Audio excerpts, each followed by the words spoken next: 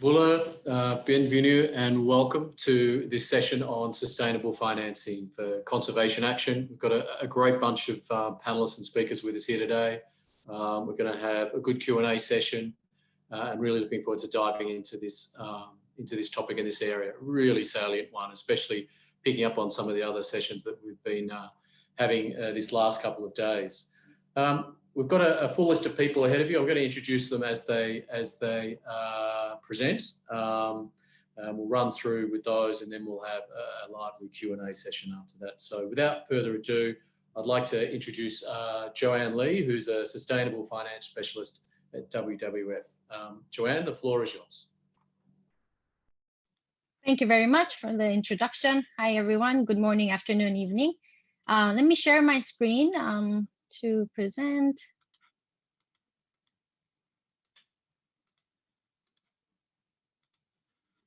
Okay, can everyone see my screen? Yeah, okay, good. All right, well, thank you very much for inviting me to speak at this important conference. My name is Joanne Lee, Sustainable Finance Specialist at WWF International. And as Andrew said, this topic is sustainable finance. So I'm going to provide some big picture of where we are and where the landscape is. So today I'm going to talk about three things: global conservation finance gap, barriers to scaling up conservation finance, and solutions. So global conservation finance gap. There has been a recent research trying to understand this, but before we get to the gap, I just want to highlight on the definition first between sustainable finance and conservation finance.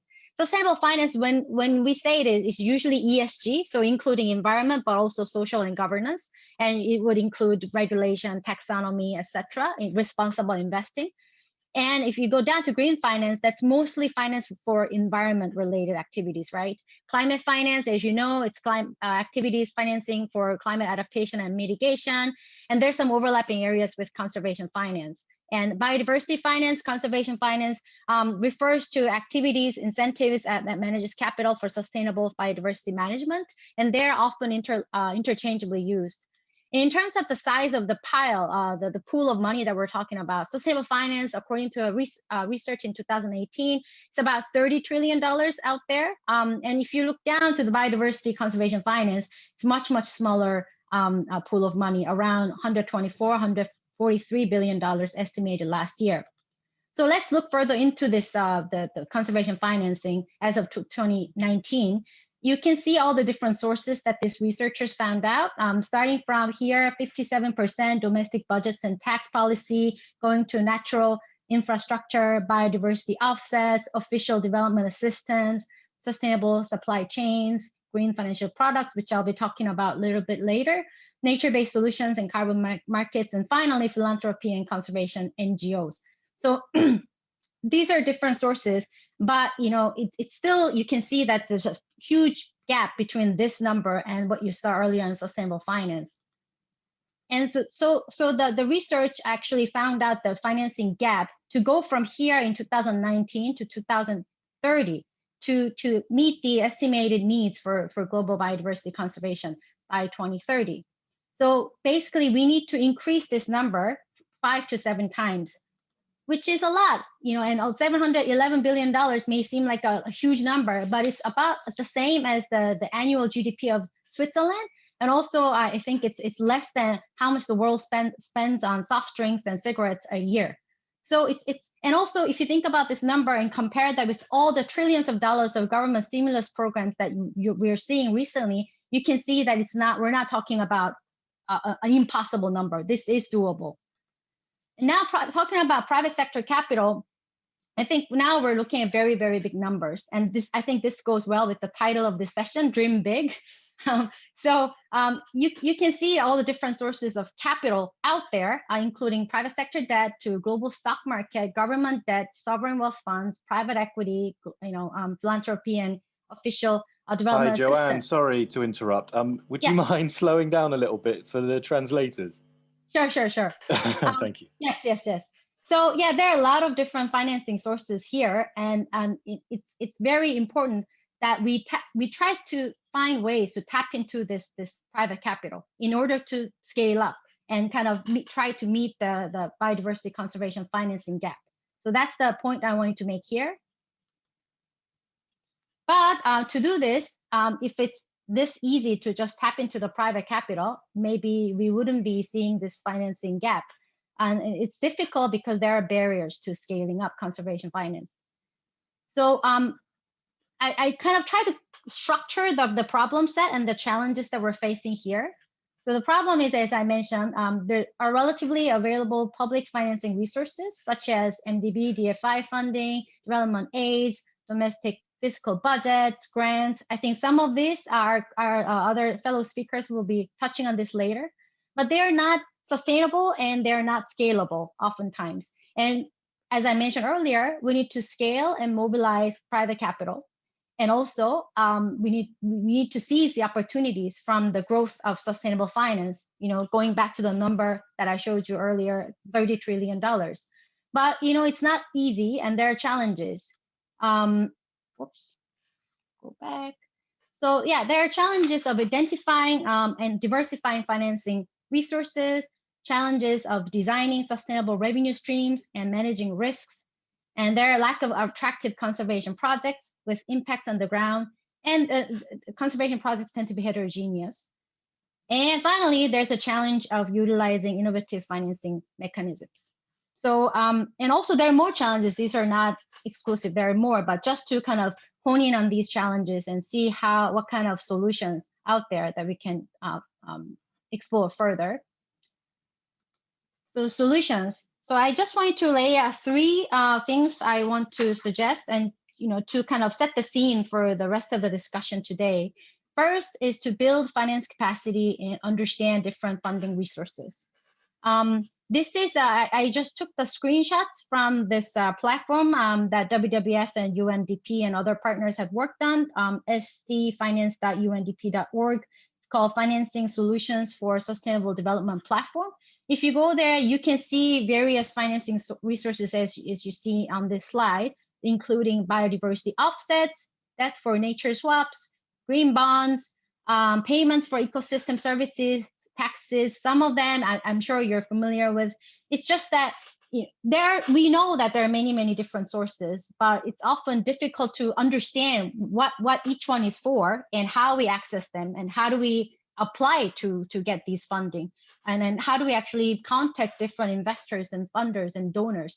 So first step, I think it's to understand what they're out there and to learn from the previous experiences and talk with our partners and stakeholders to identify and diversify the funding sources, right? And the two ideas I've also heard relevant to the Pacific is, one is there's a move to establish a regional trust fund or finance facility for the Pacific. And that once, if there's such a financing facility, they can steer some of the funding towards sustainable development and conservation. And the other idea is that there are sovereign funds here and provident funds, pension funds, and some of the islands. And they're often one of the biggest asset owners and investors. So it's another idea is for them as an investor to pay more attention to investing in conservation. The second thing is we need stronger business models, structure, and sustainable revenue streams.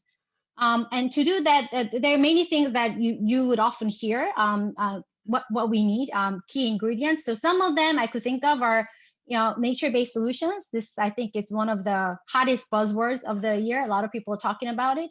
And we need to work with community-based enterprises. And landscape approach is something that WWF is pushing, and I can explain to you further.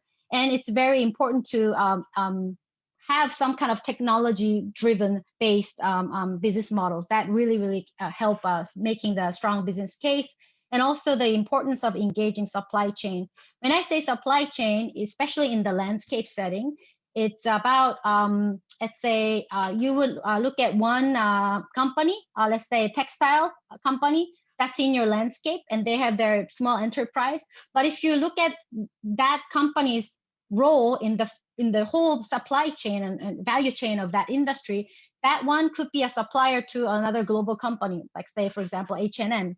Then you can work with H&M so that they can actually influence the supplier to have more sustainable business practices, for example. So that it really expands the level of the partners and companies that we can engage. So that's a very important kind of thing to remember as we build. And project aggregation, deal structuring, these are all very important to scale up the business also. So this, you see this graph, this picture, it's a landscape in Zambia WWF is working on. So the idea of landscape approach is to not just look at each individual project and think about their risk return profile, but also look at it in a more holistic way. So the red ones here are grant-based projects. So they may not have sustainable revenue streams per se, but the green ones are bankable, we call it. It means it comes with sustainable revenue streams. But if you put them all together, you can diversify the risk return profile, you can increase the size. Also, risk may go down because there are different businesses working together. And also when it comes to water, there's upstream and downstream, right? So also kind of leveraging the differences, how different businesses can interact with each other in terms of using resources. I think there's another benefit that such a kind of an approach can have in terms of setting very strong business models. So finally, the financing, innovative financing solutions to support conservation. There are many of them, and I just brought 3 examples to highlight that are important for the blue economy. One is the Seychelles Blue Bond. I'm sure many of you are aware. This was the first sovereign blue bond issued by the government of Seychelles. It was partially guaranteed by the World Bank, and they raised about $15 million from a private placement with international investors in 2018. The second one is Althalia Sustainable Ocean Fund. It's a pioneering impact investment vehicle that invests into marine and coastal enterprises that can deliver marine conservation, sustainable fisheries, and improve livelihoods of blue economy. And it was launched in 2018 by Mirova Natural Capital with Conservation International and Environmental Defense Funds. And the fund last year raised about $92 million. And finally, this Coast Facility Insurance, it's a parametric insurance product, which means payments are based on the intensity of the event, and it rapidly disperses funds rather than waiting for potentially lengthy underground assessments. And it was launched in Grenada and St. Lucia in 2019 to protect the fishing industry from natural disaster-related loss. So the government purchases the insurance facility policy, but it's the fisher folk who are the end beneficiaries in the case of bad weather event, so which prevents them from fishing. So the product also offers education in sustainable fishing in order to reduce vulnerability against natural disasters. So all of these things, and there are other conservation-linked bonds, rhino bonds, sustainable linked bonds out there. And they all provide risk management, and they try to scale up through aggregation. And more so, we see financial mechanisms trying to link financial benefit with conservation outcomes. So I think I laid out many different ideas, barriers, the solutions that we can discuss further. I will leave it here. Back to you, Andrew, so that we can hear from other colleagues in different aspects of sustainable and conservation financing. Thank you. Fantastic. Thank you very much, Joanne. Hey, a quick question just come from the floor we might do with now. What do you mean by bankable projects? You mentioned revenue streams. Any other words to that definition? Yeah, that can be a confusing definition. I think first, then it's something that can attract banks, but it doesn't only have to be banks. I think in more general sense, it's about investment-ready, attractive projects that can have some kind of return aspects to the investors, whether that's lender or investor or others. So it's not just grant-based, but usually it comes with some kind of a structure and business model that involves return. So I think that's what we mean by bankable, but it doesn't have to be only the word bankable. It's kind of like a branding word our team in WWF uses.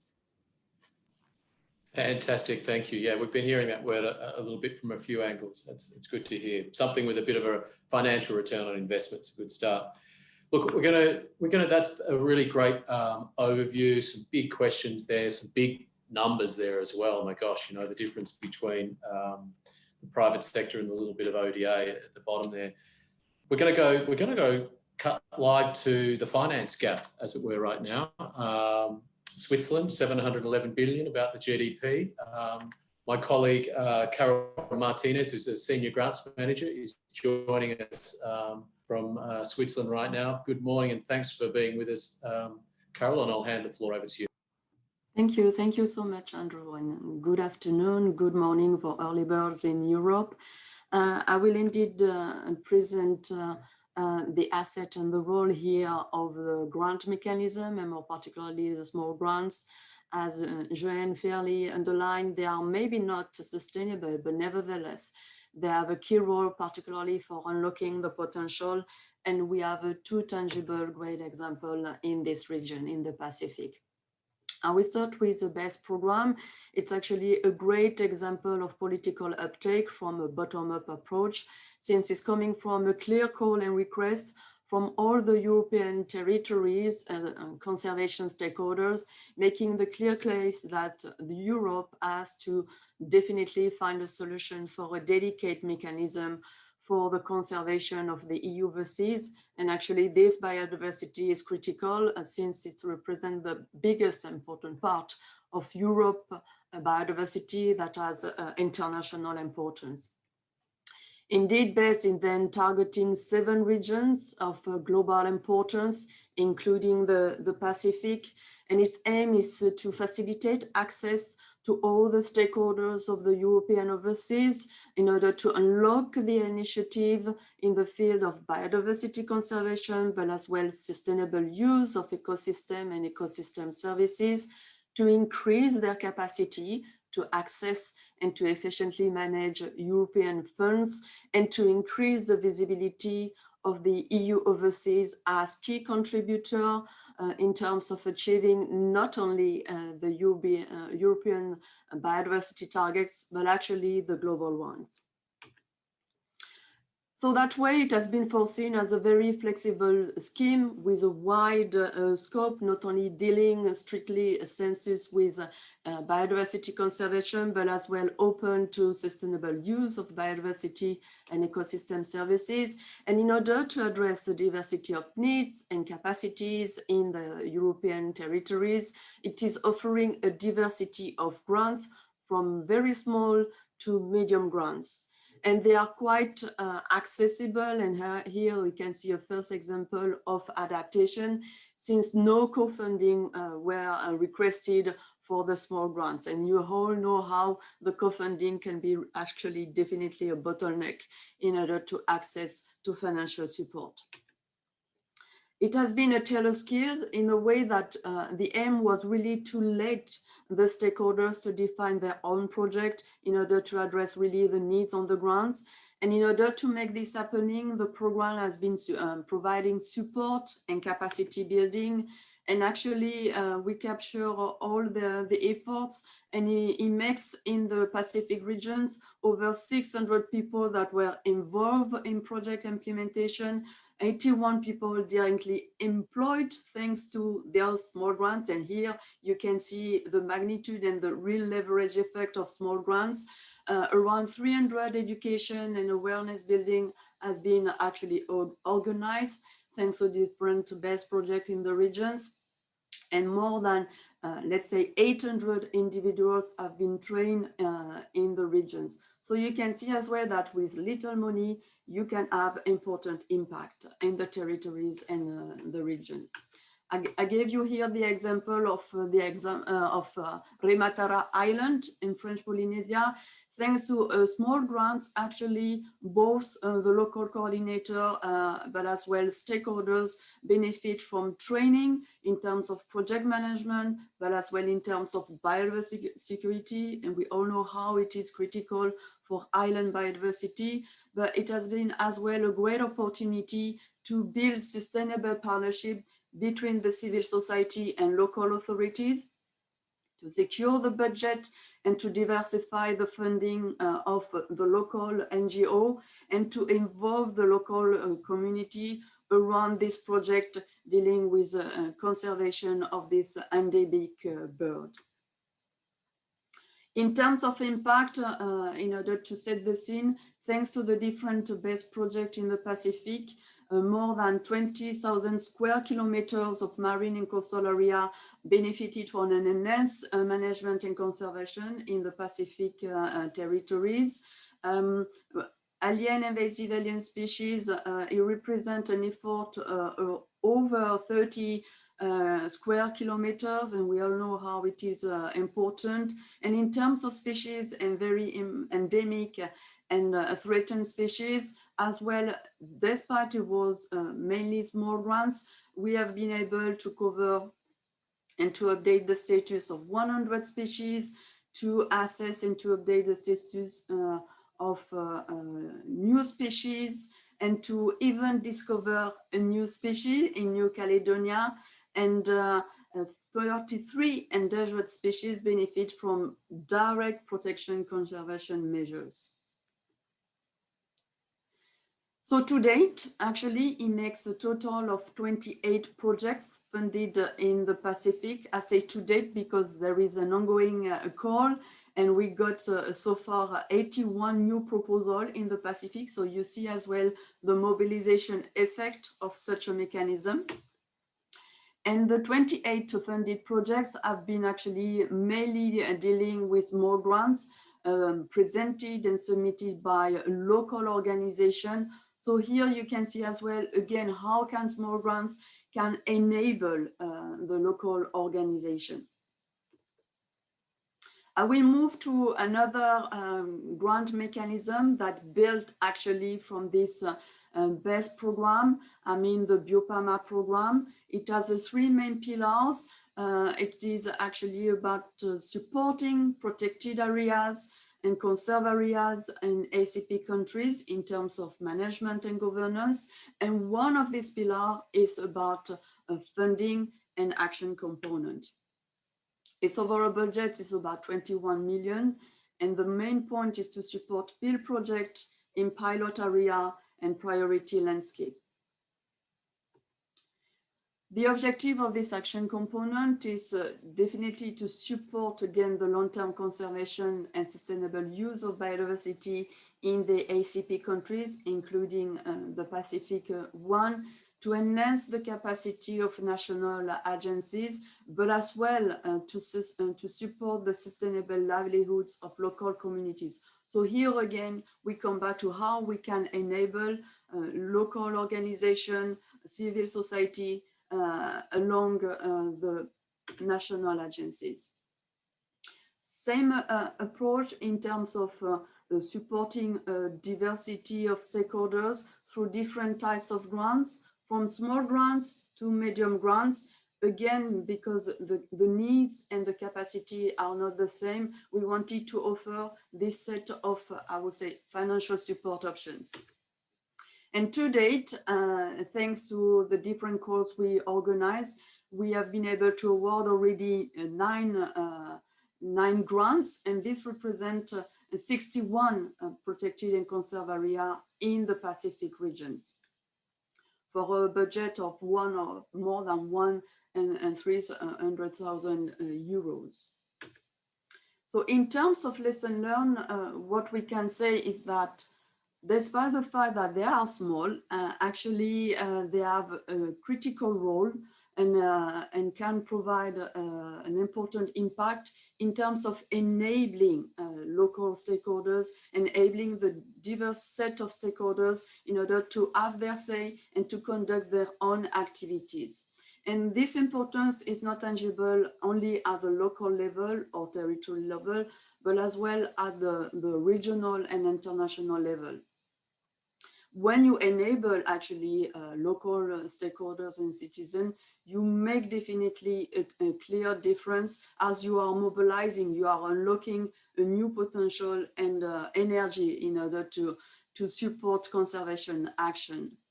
But the key message is that the diversity of needs and capacity requires a diversity of tools and mechanisms in order to play on the different complementarity, synergy regarding the different funding options. This requires a lot of, I would say, creativity, a lot of flexibility, but so far we have been quite lucky and very happy to work hand in hand with the European Union that was actually really willing to support local stakeholders and to make a difference in enabling them. So I will stop here and I stand ready for any question. Thank you. Fantastic. Thank you very much, Carol, on that summary of a couple of the on-granting modality experiences in the region. And it's a financial modality that we're certainly all well aware of. Quick plug, obviously, for the new Kiwa EU and AFD-led funding opportunity for nature-based solutions coming up. We're going to shift gears just a little bit as I hand over to Sangeeta Mangubai, who's the director of the Wildlife Conservation Society in Fiji, for a look at a different financial mechanism. Floor's over to you, Sangeeta. Great, thank you very much, and hello to everybody. So I'm doing this as a joint presentation, myself and Susie Greenhalgh, and I will be actually presenting together. And what we want to do is we've got we've had two speakers have really set up some big picture, focusing on some very different areas. And now what Susie and I would like to do is kind of share some real grassroots examples of sustainable financing, but particularly around fees and levies that communities have set up with partners. So as we describe these two case studies, we're going to be describing a case study one from Fiji and one from Vanuatu. And these mechanisms that we're going to describe, they're mainly aimed around trying to enable local communities to manage local conservation needs in partnership with local partners that they have on the ground. They're also there to provide a steady income stream for local communities to enable them to protect and restore, for example, terrestrial, coastal, and/or marine environments. Also, income streams that will help them build their capacity, to also provide a governance structure that allows local communities to obtain external funds, and also to support the management aspirations of local communities with other partners on the ground. So this very much is about, focus around a lot around finding those unique partnerships to support these common goals around conservation. So I'm going to give you the first example from Fiji, and then I'm going to pass it over to Susie. And so I'm going to talk about the Vatura Conservation Park, which has been set up in Fiji as an innovative partnership between communities and some locally based tourism sector. And a little bit of background, the conservation park was actually set up in 2015, and it was actually set up over a traditional tambo, which is a traditional closure by the communities that have customary rights to that area. The tambo is not actually small, and it's hard to obviously see from the map, but the tambo is actually 110 kilometers squared. And this actually makes it the largest protected area in Fiji currently that has been established under a traditional governance system. And again, what is unique about it is the park has been set up by local communities that have tenure rights over land and water in partnership with the locally based tourism operators. And the partners are there shown in the map there, but also it's had provincial level support from the Ra provincial office as well. So together, these groups came together, and so the community set up the tambo, and then the tourism operators, they worked with them to help them set up a voluntary visitor fee. Now it's voluntary because in Fiji, the law does, because of the way the laws are, and you can't make it a requirement that for a tourist to pay a fee towards these sort of funds. And so it's voluntary in nature, but we generally find that most people, when they understand initiatives like this, are more than willing to provide, to pay the fee. And it's very small. It's really $15 per person per year. And so all these visitors, the funds are collected by the tourism operators with their guests. And then it is actually passed on to a trust fund, which has been set up using a legal trust deed, using this particular mechanism that's available in Fiji. And so you have a trustee that really sets out the rules for the money, a board of trustees that administers the money, and that board of trustees then will pass down money as required for two aspects: 30% to support park management and 70% to offer educational grants for students, like, for example, tertiary level students. And that money is passed through a management committee that actually deals with the day-to-day management of the park. And so that's just a little bit of a description of one example that we have on Fiji, setting up these kind of innovative partnerships. And I'm going to now hand over to Susie to take us through an example from Vanuatu. Thanks, Sangeeta. So the North Whare Conservation Management sort of trust operates very similar to how Sangeeta laid out in terms of the Fiji example. The difference is that in reality, the tourism operators there are very local and they're mainly community based. But in terms of the operation, it essentially somebody comes and stays and they pay a levy on top of their accommodation costs, for example. And of course, this is voluntary, just like as in Fiji. That money goes into the trust. Money then comes out of the trust to support conservation activities that the local communities want to undertake. That leads to an improvement in the environment, which hopefully gives a better tourism experience, and then more tourists come and the cycle begins. So this was a mechanism that was sort of set up as in partnership between ourselves, Live and Learn, two environmental networks in the area, and with the support of rescue funding. And so what was really nice with the rescue funding was that we were able to demonstrate there was a mechanism in place that was trustworthy, and they provided 2 years of startup funding into that trust, which allowed the conservation activities to happen and draw down until there was more funding coming in through the tourism levy. Next slide, please, Sangeeta. So in terms of the governance side of things, there's three main components. At the bottom, we've got the environmental networks themselves. Then we've got sort of the decision-making part, which is the North Whare Conservation Management Group, and then the trustee. So the environmental networks had come together and decided a management action plan. And this was sort of covering 3 years of where they'd like to go and what they'd like to see happen in their communities. So what they do is at the beginning of every year, they come together and they identify the conservation actions they'd like to undertake that year, and they actually cost those. That list and the budget then goes to the conservation management group, which consists of the environmental networks themselves, the tourism representatives, and then Live and Learn, which is a local NGO that's providing some support for the mechanism itself. And they actually finalise that list of activities and agree on the budget, which then goes to the trustee, and that trustee then releases that funding back out to the communities. So it's a fairly simple structure, and it seems to work quite well. So next slide, please, Sangeeta. So in terms of some of the key messages that sort of came out from both the experiences that Sangeeta had in in Fiji, and that we had in Vanuatu, we really noted that partnerships are really, really important here. And these partnerships in both cases were between the tourism operators and local environmental networks or communities. And both of those groups have to understand or to benefit from the mechanisms so that there's really good buy-in and support for the mechanism going forward.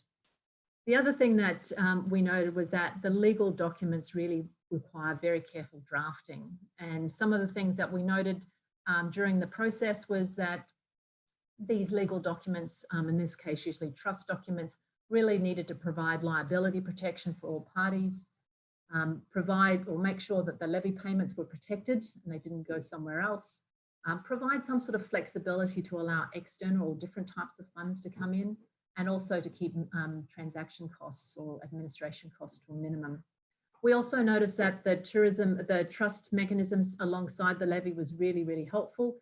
And this is primarily because it added that sort of governance structure that is needed to provide some robust evidence that the money isn't going somewhere else, and that there is a way to hold and have some oversight over those funds. In terms of operational details, it's really important that these are co-developed and with the local communities. And this is just to really ensure that what has been decided is feasible. It's all well and good to put stuff in place, but if it doesn't work in practice, then the mechanism is going to struggle. And then lastly, transitional support. A lot of the communities don't necessarily have the knowledge up front in terms of how to manage these kinds of mechanisms. So some sort of transitional support. So as the mechanism goes from concept through to operation, just to provide that capacity building capability needs until the local communities have the necessary knowledge. Next slide, please, Sangeeta. So the million-dollar question you're probably asking at the moment is what happens in the time of pandemics? And of course, there's no tourism funding sort of coming in. So both of these examples are in a situation, they're in a bit of a hiatus at the moment. But what we've seen in the Vatura situation is that the communities have maintained their commitment to the park, and that the Board of Trustees are actually actively fundraising to continue park management and also to keep partners engaged. In Vanuatu, the situation was a little bit different because there is a trust that is currently available in terms of a small amount of money, and so that was funding the conservation activities for this year.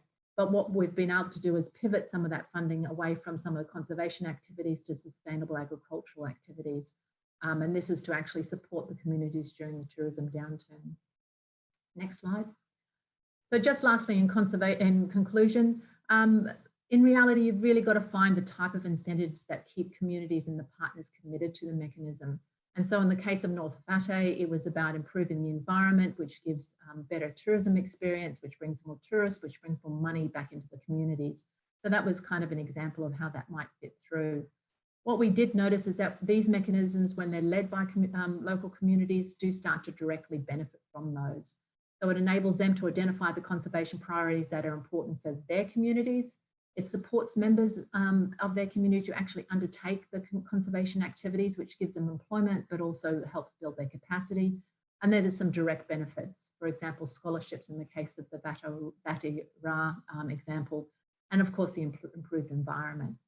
So what we actually start to see is that the private sector community partnerships really provide these win-win solutions for both the partners, but also try to achieve improved nature conservation. Last slide.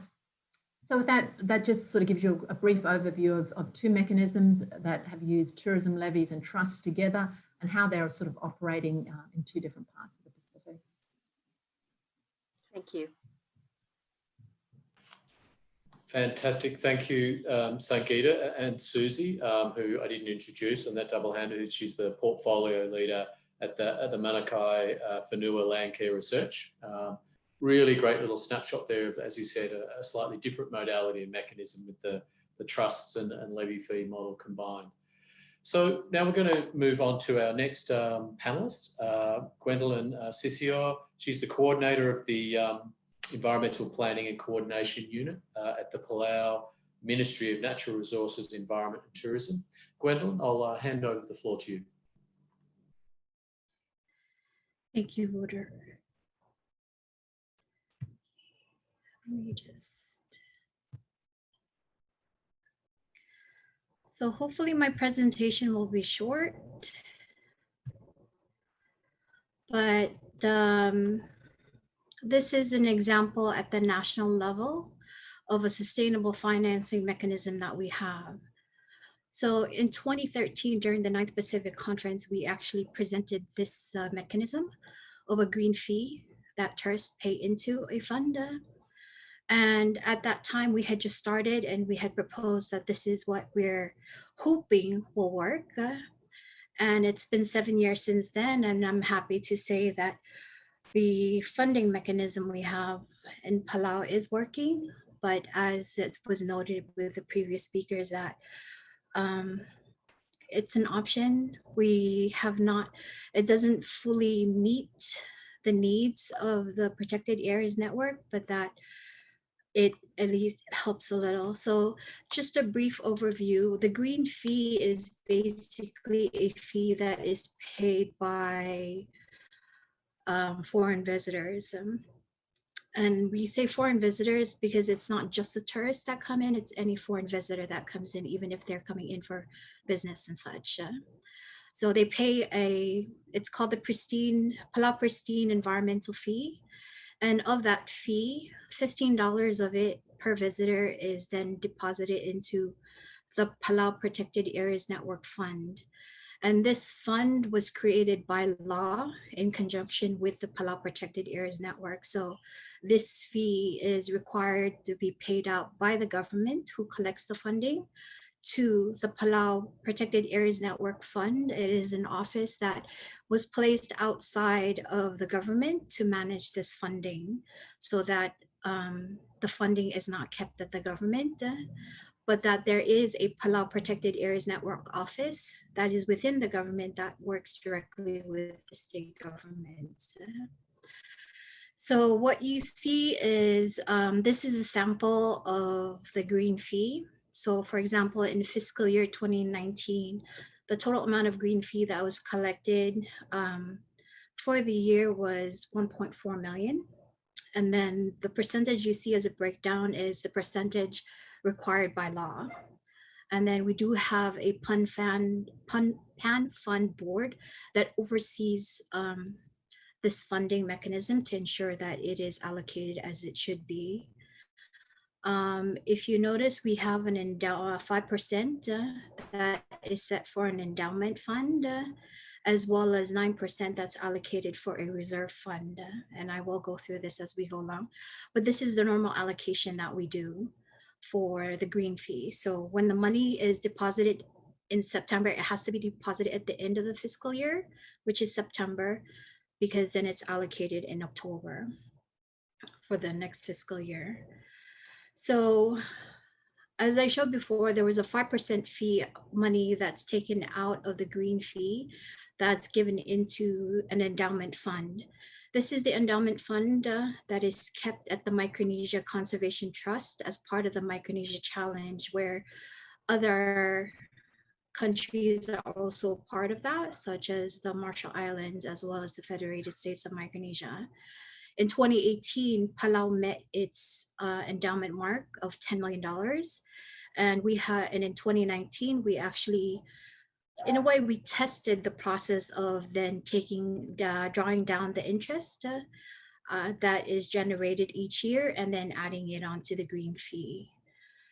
There is also the 9% unrestricted funding. That's another funding mechanism that it's taken out of the green fee, allocated to this particular reserve funding.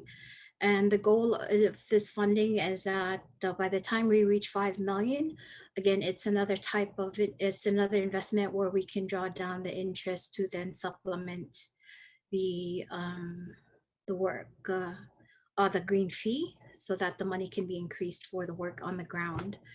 The goal of this one is 5 million, but right now it's estimated that in 2026, we'll be able to draw down. So right now, only the MC. So the additional funding that we get, so for 2019, aside from the green fee, is that we have the drawdown from the endowment fund. And then we also, because it is an NGO that is on the side, it's an NGO, it actually, it's able to apply for grants and others that the government doesn't necessarily qualify for. So then they're able to access additional funding out of grants. So then the actual allocation, so it's 1.4 million from the green fee. We add all the grants and endowment funding, the actual funding then became 2.6 million, and then it was allocated as such. So this is how we're able to get additional funding. And then of course, the state governments, when it comes to, we have some co-financing support from the state governments, not a lot, but at least it shows that the state governments are supportive of this program by funding some of the supplies for the office and providing personnel when they have to do activities in addition to the personnel from the PAN program. We are also still looking at other options. One of the options that we're currently starting is at the national level. It's called an investment partnership program. So the MCT, the endowment fund, is kept at the regional level, the sub-regional level, I'm sorry, within Micronesia. What we're basically doing is replicating that endowment fund here in Palau, but this one is with the state governments. So that state governments are invested in this program. So they have every year their government, they actually put from their government funding, they actually put into the investment fund to grow it.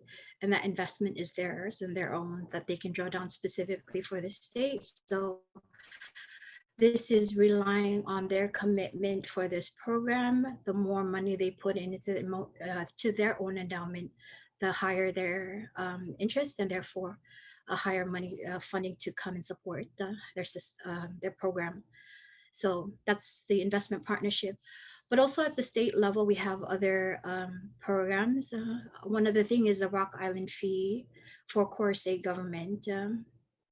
So a lot of the tourism that comes to Palau goes to Corsair. And what they do is you pay a fee to go to the Rock Islands. And that Rock Island fee is not necessarily specifically for the protected areas. It's actually to maintain the Rock Islands and the areas that people tend to visit, the tourist sites.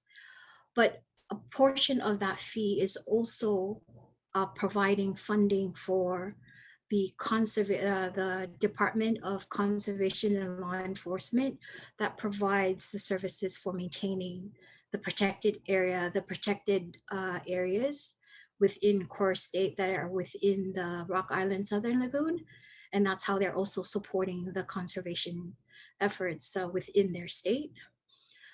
For Babaldao, they're looking at ecotourism as a way of sort of kind of similar to the Rock Island fee, where people come in to do tourism, especially states are looking at pan sites as a way of saying that it's for people to be able to see the pan sites, but also for them to pay a fee to help support the program.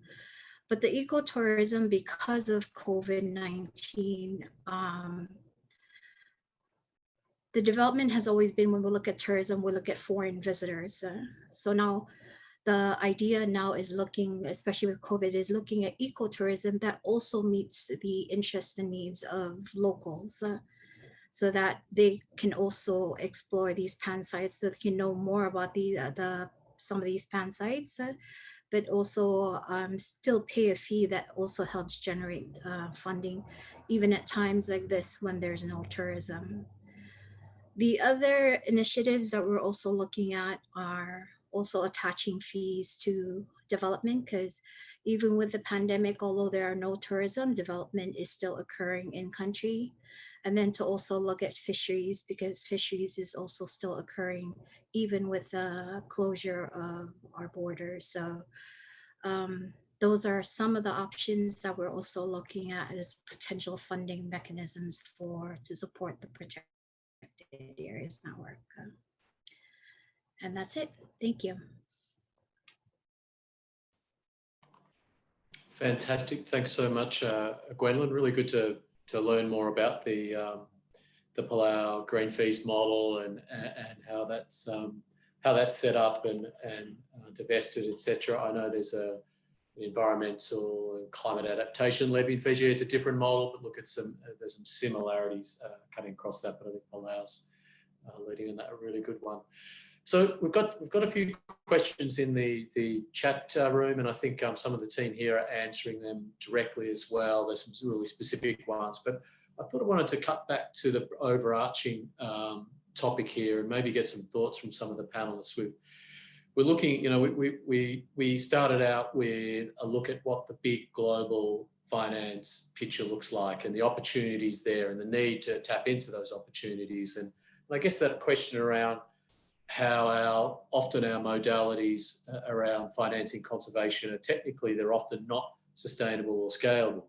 However, we've also, you know, seen from our colleagues here today that we understand that conservation action is driven and owned from the community level in this region. And the modalities we have for getting funds and resources to them, those ones that might not be technically sustainable. And there's some questions in the chat room about, you know, the project cycle, funding cycle that our donor development partners have, and how do we work across and past those. But, you know, looking at those and thinking, well, it's pretty hard to define a lot of that work we do as bankable projects. They have a return on investment, absolutely, but not something that's a financial return on investment per se. So I think for me, that was sort of some very interesting stuff, but I'd just like to go around for any of our panelists, if you had any comments, having heard the sessions there, just around that or any other topics at the moment before we touch on some of the Q&A from the audience. I guess one of the things that I've noticed in the difference between those people that come from the outside to do conservation versus the locally led conservation, and that the locally led conservation tends to stick far better than where you've got outsiders that come in, or even just outside the region. And often I think outside the region or outsiders don't necessarily hit the nail on the head. In the Pacific, you get a lot of folks that say, yep, yep, yep, yep, but actually they haven't bought into it. So that ability to engage the local communities in a different way, I think, is really quite critical to achieving sustainable conservation as well as sustainable financing. Yeah. If I may, Andrew, yes, I fully agree. And this is why when we have been working with the European Commission, we really emphasize that the key point is not only to provide the financial support, but actually to put on the driving seat the local stakeholders and the local communities. And this has actually been the overarching motto in order to see how we could then better channel, better make accessible the financial support from the European Union. There are rules, there are processes. So all our work we have been doing is to see and to figure out how we could make this more digestible or manageable for local communities or local stakeholders. It's not easy. But the great lesson learned is that when you make a real case, when you provide a tangible evidence that you can really mobilize the local stakeholders, you can really enable them, then you can make a real difference. And as a clear evidence, actually, the best program was just a pilot. It was a preparatory action, to use the wording of the European Union, bringing together the European Commission and the European Parliament. And they wanted to test, hearing the call from the conservation stakeholders of the EU overseas. And so they have been able to fund several rounds of call for proposal in order to test the water, and showing the result, they have been convinced. And now we are very happy to hear from the commissioner in charge of environment that they will take on and they will sustain a small grant mechanism under the European program for biodiversity conservation. So here we can see a real uptake regarding the need to adapt and to tailor the different, I would say, weight in terms of financial support. But I fully agree with Susie. We really need to put on the driving seat the local communities, because it's a key factor of sustainability of the action themselves as well, because it's about ownership.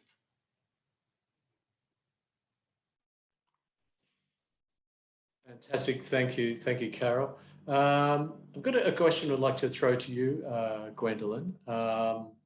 Just asking about the Palau National Endowment Fund. This is a question from the Q&A, and how that investment portfolio is managed, and any challenges or lessons learned from that sort of governance side of things. So the endowment fund is managed at the regional level by the Micronesia Conservation Trust, and it's based in Pohnpei. Willie Koska is the current manager, and basically and I apologize, I am not an expert on this one. I don't normally deal with the endowment fund directly, but basically it's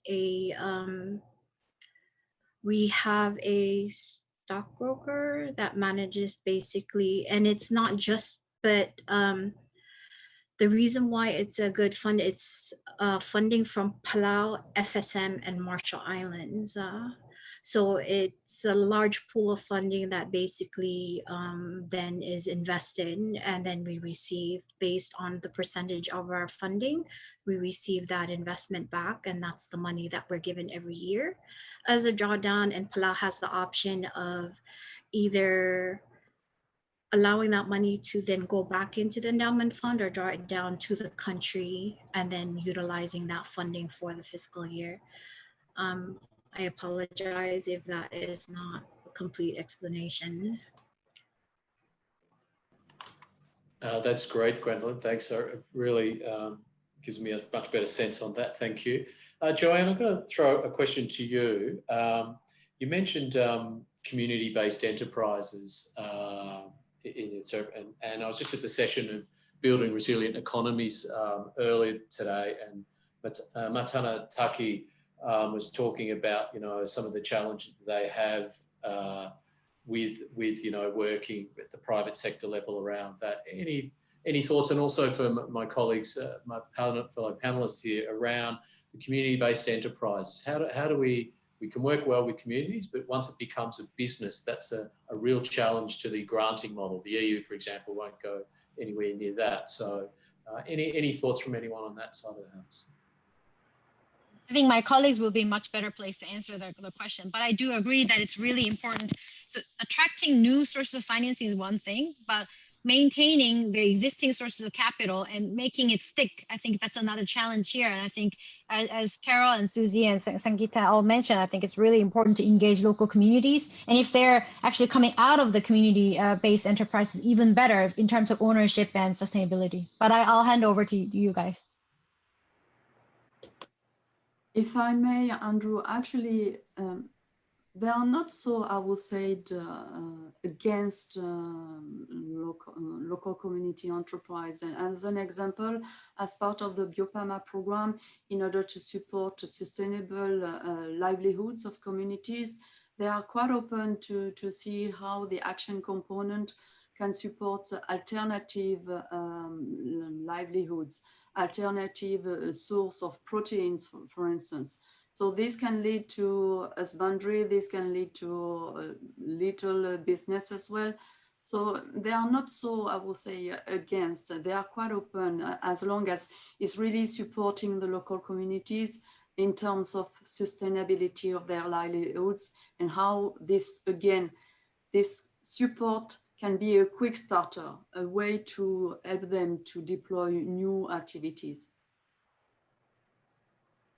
We've got an example of we're actually starting to work a little bit in that space, working with J. Hunter Pearls and trying to set up community pearl farming in Fiji. And it actually takes a very different headspace to work in there. We've found things like the laws that we have don't quite work very well in terms of, communities setting up enterprises. Often the requirements are quite high if they're starting to operate in a business like this, and trying to then meet and understand all the tax laws and things like that. So those are, to me, one of the challenges we're seeing. It also requires a very different approach to governance, because you work in a setting that is very communal. They're used to sharing that resources. They're actually using a shared fishing ground, but then part of the community is actually using part of a shared resource to actually earn an income. And so it takes a lot more time to sort of work out how the governance arrangements are going to be. How do they work independently while at the same time still remaining part of that community? So, there's a lot of new kind of thinking. I've been talking to Jody a lot about that as well, into that. And so it's also trying to figure out how to create these enterprises within the kind of social cultural setting in a way that, works and is going to be sustainable. I would add to that, I think there's a new disruption coming on board with the emergence of blockchain. And I hear a lot of interesting stories about agri-tech and blue economy technology. WWF is also working with some of the venture companies. So they may not be community-based, but I think there's a lot of application for the community-based enterprise using this technology. So I just want to open that as a future option. Can I use this chance to ask you a question, Joanne, that really struck me from your presentation? Because you mentioned technology, and you said it was one of the, that you had these sort of key factors, and one of them was technology driven. Given we work across the Pacific, there's, people have different access to technology. It'd be good to understand how, maybe help us understand, what did you mean by, it being technologically driven, and what is really needed, and what are, I guess, the barriers if you don't have that technology? Right. The barriers, if you don't have the technology, I think that's a challenge, right? I want to focus on opportunities that these technologies can bring. But what I see is, like, a lot of companies, they see a problem and something that was just regarded as just unsolvable. But now with the technology, with blockchain tracking systems, open data, big data, they are better able to track things. They're better able to detect things in advance using the technology. So it's if an individual or a community doesn't not have the technology, I think that's okay, because it's becoming more open source based. So it'll be more easy for them to access these technologies and learn from them. Also, a lot of these venture companies are open to collaborating, especially setting up a pilot in coastal communities. I think that would be a wonderful way to collaborate with these emerging ones. One example I know. One example I was just going to say, I was just going to say, could you just describe, when you keep saying the word technology, I think our listeners might want to understand, what do you mean by technology? Yeah. So exactly that I wanted to say. So one of the two things that I can give you is a company called OpenSC. It's a seafood supply chain tracking app, and it's a technology that's based on blockchain. So if you it's just as easy as just scanning the QR code of the seafood product, and it kind of tells you where it was captured, where the location and the company associated with it, and you can actually connect you to the ESG disclosure and level practices, sustainability practice of that particular company. That's one thing, blockchain. And the other thing is I think there are some technologies coming on in shrimp farming to detect some shrimp related diseases in advance, so that it's kind of now connecting that to the parametric insurance product, so that when certain weather conditions or water quality problems arise, before the actually shrimps get these diseases, it tells you in advance, the farmers, like, you need to watch out, you need to change your water, you need to do something. So these kind of technologies are coming up, and I don't know exact word to describe these technologies, but there are examples coming here. Over to you. Here again, the grants can provide an opportunity for such collaboration and partnership, and this is what we have done, for instance, in New Caledonia, where one best grant has been able to make the connection between an entrepreneur and farmers in order to help them with new devices to save actually the important water resources. So it's not only about financial support, it's about enabling, providing good conditions, supporting partnership, and again, unlocking all the potential that is ready to take on. Fantastic. Thank you, Carol, and thank you, panelists. We have run up against time. I think there's a lot more to be discussed and said about this. Look, for everyone in the conferences today, obviously we've got the meeting rooms and what have you, the little lounges afterwards. People will be in and out of those, and there's be other opportunities for conversation. I think what I'm hearing from this discussion is that this is not an either-or conversation, obviously. The different modalities and mechanisms all have their place, and they provide a great value. They all have some limitations. There's barriers to entry across both sides, both from the bigger financial instruments that we see on the regional and global stage. There can be barriers to entry at a national level for that, but there's equally barriers to entry. I think Sangeeta was speaking to some of that around setting up a small business, or even accessing some of the grant funding that organisations like ICN and others provide for, those administrative capacities and accounting abilities and stuff become a barrier to entry for many community organisations. And that's obviously a focus of our program, is to support them with that as well. But I think there's a lot more to be said there. We've been connecting these sort of global, regional and national financial instruments and mechanisms with our community sort of focused conservation finance efforts, and what do we mean by sustainability in the midst of all that? So I think it's an ongoing conversation. Thank you so much to the panelists. Thank you so much for everyone attending, and we'll bid you farewell and enjoy the next session. Thank you. Thank you very much.